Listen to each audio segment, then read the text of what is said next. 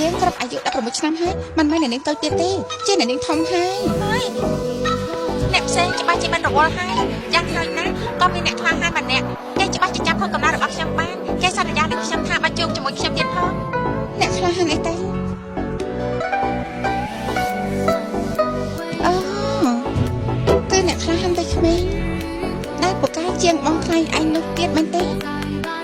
បងប្រាប់អញចុះលើកទី1លើលោកនេះគ្មានមនុស្សម្នាក់នេះទេសត្វតែគូក្បាលអញនេះគិតផ្ដេចដាស់ទី2ទោះបីជាមែន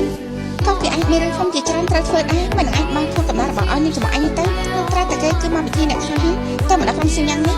គេសន្យានឹងខ្ញុំហើយគេសន្យាថាចាំបានគេមិនមកពិធីអ្នកខ្លាំងណាស់ក៏មិនដល់បានអញ្ចឹងគេមិនអ្នកខ្លាំងទេគាត់ច្បាស់ជាមិនចេះលិខិតយ៉ាងគេទេអញ្ចឹងគេមកពិធីអ្នកខ្លាំងគ្រប់លក្ខណៈនោះទេ